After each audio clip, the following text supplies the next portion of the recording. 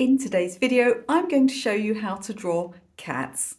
I'm going to keep today's intro very short because I have a sore throat today. I just woke up with a sore throat and don't even ask what's going on with my hair. We're going to learn to draw cats today. And the reason is I found some cat magazines. So I donate to a cat charity. As you know, this channel is fully cat approved. And I've got lots of these magazines they send me each month. They're fantastic. I never get round to reading them. They've got some great pictures in. Now, although you shouldn't just copy a picture and do a painting and sell it, as in copy someone's photograph outright, because there are copyright issues. The photographer owns the copyright. Nevertheless, these are great learning tools. I'm going to use these today as a learning tool. I'm going to concentrate just on the faces of the cat. If you'd like another video about how to draw the bodies of animals and the movement and things, actually cats are very similar in their face shape to human beings. I'll explain more, and let's get started.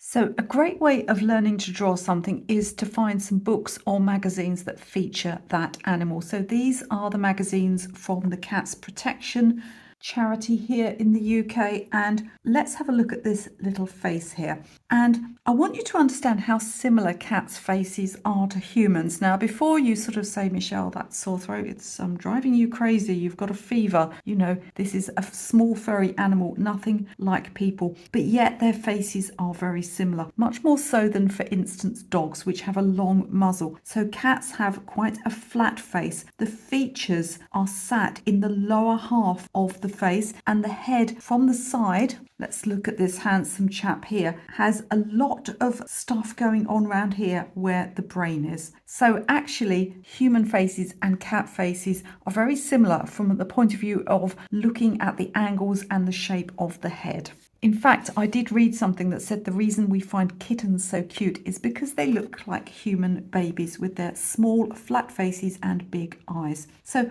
I often think that the shape of a cat's head is something like a diamond. So you know you've seen those diamonds in a cartoon perhaps, and they come down like this. Without having the point at the base, there's something very diamond-like about the shape of a cat's head. So we can look at that as a basis. And I haven't tried to draw this particular cat. I've just drawn a cat here. And then the eyes, just like people, seem to be about halfway down. And the nose, again, maybe a little more than halfway down. And then we have the mouth. These are very similar portions. If you've watched my video about drawing faces, we have a center line here, then you'll see that it's almost the same for cats. Now, there are many different breeds of cats and they have different shaped heads, so you'll still have to look at the particular cat that you have got. But we can use this idea of this diamond shape to start drawing a cat. Now, what about if our cat is not looking straight forward? What about if they're looking from the side? What we're going to do is use curved guidelines just like we do for people.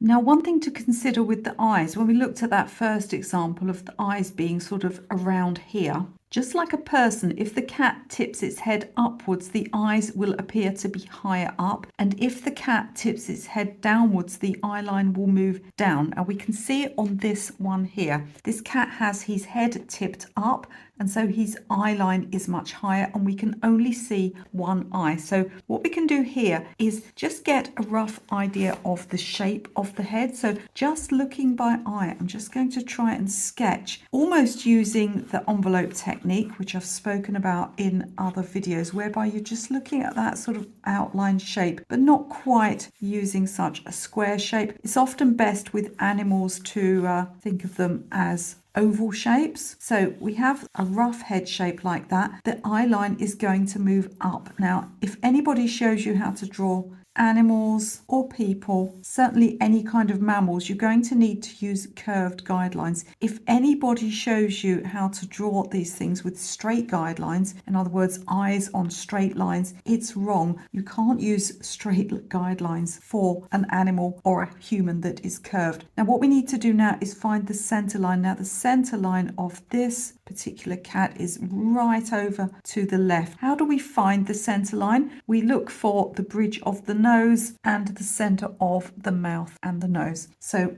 I've got that central guideline there. I've got a curved guideline for the eyes up here. And you're not going to get this right first time. It's something that you'll, start looking at and then make adjustments to. Now, just like people, there are certain elements that we won't put on at the start. And just as you wouldn't draw perhaps a person's hat or their hair before you drew the shape of the head, so I like to put the ears on afterwards. Consider the cat's ears to be like a hat. You're going to add it at the end. We can just see a little bit of the other ear here. And the same goes with whiskers. They go on at a later stage. You're not going to put them in at the beginning because it's all about the shape of the head. He's looking a little bit like a rabbit at the moment, and that is, I think, because the nose here is too low. And once you've got that shape of the head in, then you can start adjusting and getting things right. I think possibly the mouth on this side is a little low as well. And we'll continue to adjust until we get things right. Again, the markings go on at the end. Let's look now at some other face shapes and some work on the features of the cat. You can only just see his eye here, but we all know how beautiful the eyes of cats are. They also are arranged in a similar way to humans' eyes. So why do I talk about the cat's eyes being similar to humans' eyes? What I mean is that the eye comes down into the side of the nose and the oval of the eye goes upwards slightly. So if we look at this larger eye here, ignore the little post-it tabs there just to remind me of which pages I'm using. You'll see that if we drew a line corner to corner through the eye, it would be at a definite angle. So we have that angular upwards movement, and that's where we get that expression of cat's eyes, of drawing a cat eye liner on a woman's eye. So we have the side of the nose and it's coming up. And again, like a human eye, the top part of the lid will cut off the top of the eye and we'll see more of the roundness at the base. So we have this coming round here, and then we get a shape like this, rounder at the base, and then we can see the shape of the eye, the darkness, and again, just like with people, you'll see most of the bottom part of the eye, but the top part of the eye is taken up by the lid. What is different between cat's eyes and human's eyes are that the pupils are different shapes, and so we'll have more of an elongated shape. This, of course, just like with people, will depend on what is going on and whether or not there's a lot of light coming into the pupil or whether or not they're surprised. This one's in quite bright light, so they've just become a tiny little slit. This fellow here, it's quite small, but you can see his pupils are much bigger, and also that his name is Toby. So here we've got some kittens, and we would draw them just the same, but you'll notice how big their eyes appear in their head. So just like human babies, they sort of grow into their faces and they start out very fluffy with these very big eyes, which is why we find them absolutely irresistible and don't think about how much they're going to scratch up our house. So here we've got a good example of a cat's nose, and the only thing that's really quite hard edged is the bottom part. So we've got these nostrils and we come down like this, almost into a little point. There's a groove up the middle and the side of the nostrils, and then all of the part up here can be, shaded or kept light, and then we have this little groove that comes down, and this then forms the mouth. How much of this you can see is going to be massively dependent on the breed and of course how much fur it has. Some of them just seem to be all fur, a little bit of nose and eyes.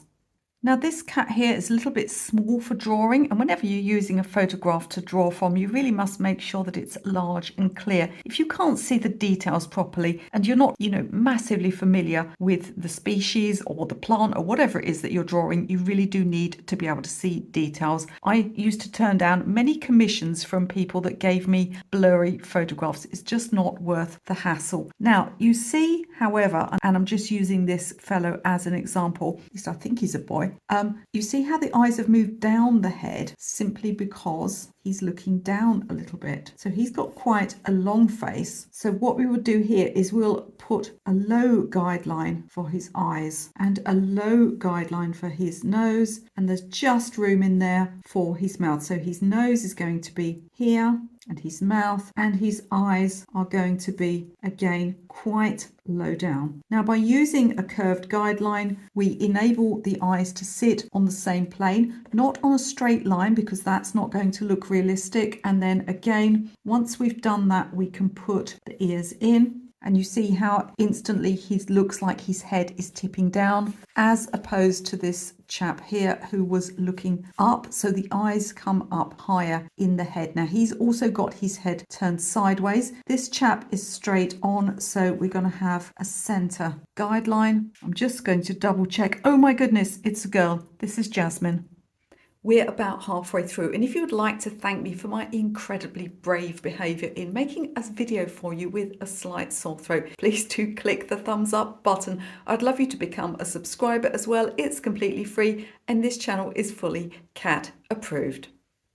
Now, this cat is a model in an advertisement, so I couldn't tell you whether male or female, but very floofy, I think you'll notice. Now, it's an odd angle here. You could sort of turn it round, but also we've got the head kind of laying against the floor there. So you're just going to think about the outside shape. And, you know, if you drew a shape around this, how would it look? And it comes up much more on this side and then flattens out and again sort of comes round, so that those sort of parts of the diamond are more like this. Now, in order to position everything properly in this little face, and we haven't got, you know, a lot of guidelines because it is so floofy, what we're going to think about is, you know, how high up, we can't quite see the chin, but how high up are the eyes? They're slightly lower than halfway. And then we think about the center guideline, which is over towards the bottom. So we might think about a guideline like this and another like this, and you see how we straight away start to make sense of where everything is sitting. And it also enables us to get those eyes angled upwards along that guideline. Now, the eyes won't necessarily be the same distance from the center guideline, just like a person. And if we go back to the cat that's on the side, the guideline has moved over. That means that anything you can see on this side, if you could see this eye, would be much more compressed, and everything here would be much more spaced out. Obviously, in real life, the cat is symmetrical, but because we're looking across in this direction, what that's going to mean is this side may appear somewhat compressed. So the eyes will come down to the nose, and we would see more of the mouth this side than this side. And then once we've got all of that and we're happy with it, we would be able to start put ears in. And you can normally see a little bit of the top of the ear like that. I'm going to go off the paper here. You start to get an idea of how to use guidelines in order to lay out the face accurately. From something that just appears to be a vast expanse of fluffiness, you can then begin to get things working correctly.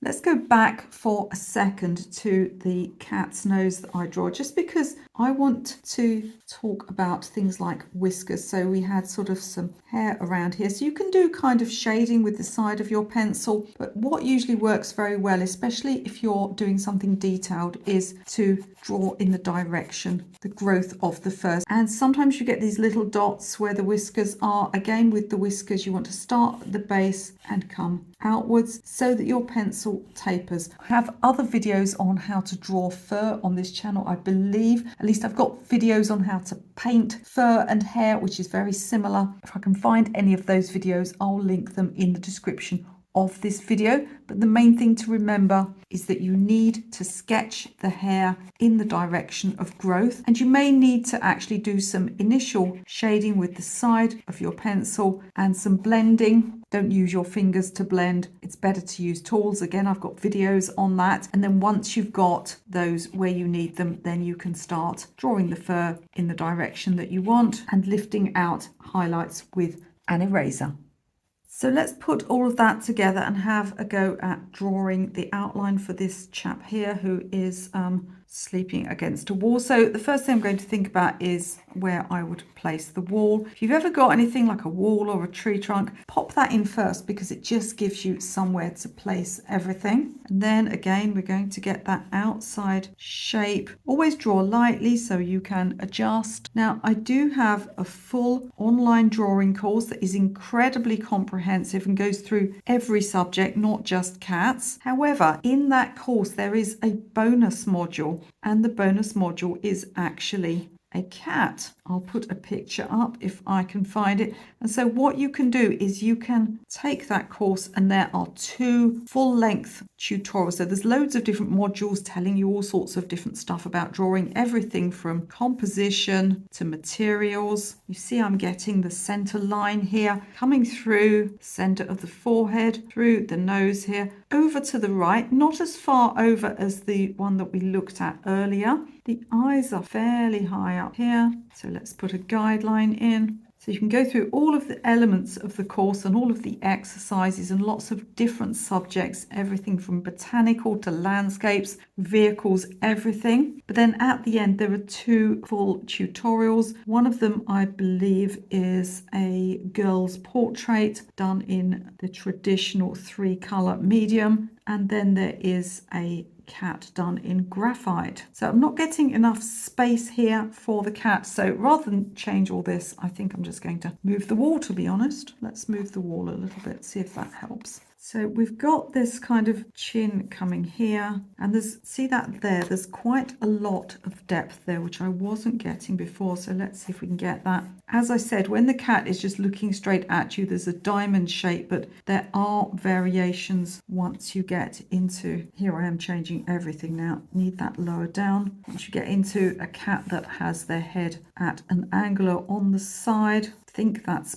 better. Let's look at the eyes first of all. So we've got one eye coming up like this. Of course, these eyes are closed, but we can still use those guidelines. And then looking at the nose, again, we'll see more of the nose on the left here, using that central guideline to really show us where the mouth is. Look at his big smiley face. Now we need more room down here, so I'm going to extend that down. And initially, the outline of the face will be very simple, but as you start to get the details in and you start to become happy with them, you'll look much more carefully. You know, how does this really look? Where are the bumps? And we see we can bring this out more. And I'm going to think now about actually putting the ears on, but I feel like I need to bring this down a little. I feel like that's too high now. So you see all of those marks we make initially, they're just a starting point. Let's think about getting the ears in. Now, when it comes to ears, you can use your pencil to get angles like this, or to get a rough idea of the angle.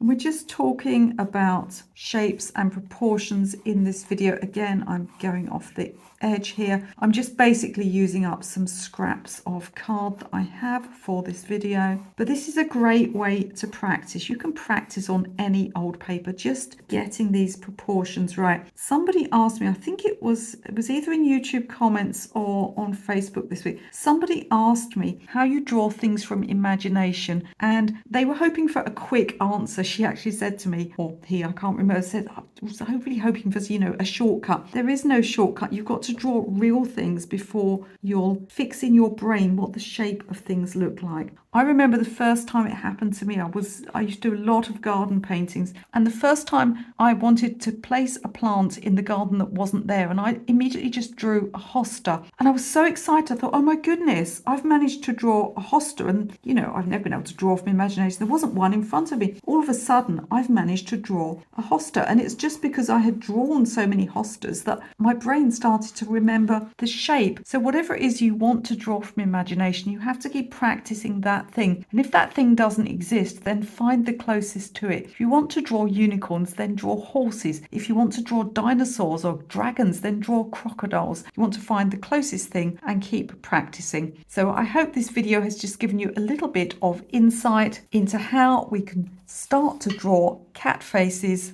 facing in all different directions by using outside shapes, central guidelines, curved guidelines for eyes, noses and mouths. As I said, there's a full tutorial from beginning to end with all the fur and everything in my complete drawing course. You'll find a link in the video description. Do click through and take a look and see if it might be useful to you. If you've enjoyed this video, let me know if there's any other animals you would like me to draw for you. If you'd like me to draw a full cat face with all of the fur and everything, let me know that as well.